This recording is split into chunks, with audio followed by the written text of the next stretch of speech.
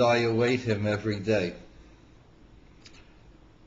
One of the principles of the Torah is to believe with perfect faith in the coming of the Messiah, and though he may tarry, nonetheless I expect him at any moment to come. What are we looking for? What do we want the Messiah for?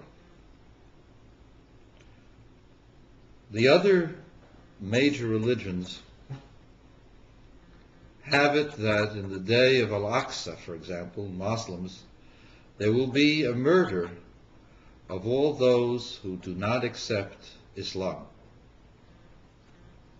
The fulfillment of the awaiting of the perfection of the world depends upon the slaughter of those who reject, and for good reason, the teachings of Islam.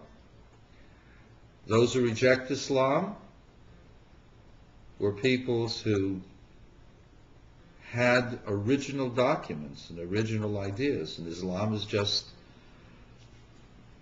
an alternative, a changing of those concepts to fit into the belief of the children of Yishmael becoming the chosen people. But the day of Al-Aqsa, the day that there will be perfection in the world, will be the day that they will murder all the Jews and all the Christians. That's what we have to look forward to. Think about it. People looking for the perfection of the world, for Islam, for shalom, for peace. And how do you get peace? By killing those who disagree with you. And Christianity is much better. On the day that the Lord will come, the seas will boil, and the earth and everything else will seek out the sinners and send those sinners to eternal damnation. Let me describe to you how Maimonides, the ultimate teacher, describes the coming of the Messiah. After the Messiah comes and establishes his kingdom, the world will continue to behave the same way. You will have the buses going, the trains will go, there will be developments in technology. People will still have to earn a living.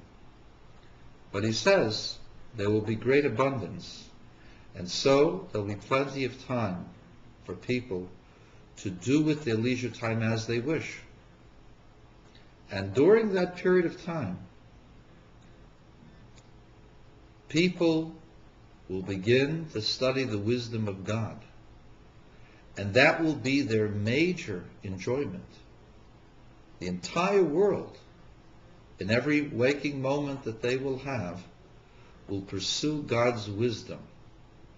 And the people of Israel will be great scholars because they have a head start, for they follow the Torah that allows them to master themselves, master their hearts, so that their minds can intuitively understand God's wisdom.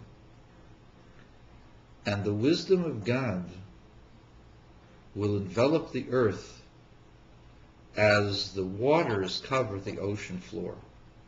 That is the vision of Maimonides, the vision of the Jews, that all of mankind will together investigate to understand God's wisdom and will be aware of the wisdom of God to the limits of the human condition.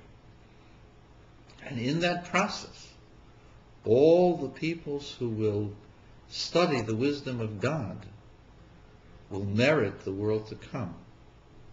And contrast that with the beliefs of the other major religions. Whom would you rather follow? Someone who wants to kill everybody else? Someone who wants to destroy everyone by hurricane and earthquake and boiling seas and raining rocks? Or do you want to believe someone who will teach you God's wisdom. And when we say we expect Him to come every day, that's what we Jews want.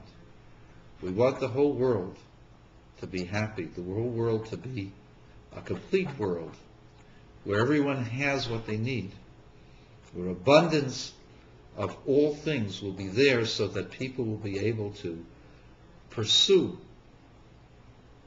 their ultimate goal, the ultimate goal being the wisdom and the knowledge of God.